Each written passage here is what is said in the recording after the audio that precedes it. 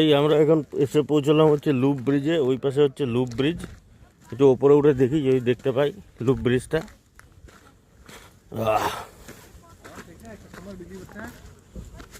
अभी तो पूल से तो मंदा होगा शायद।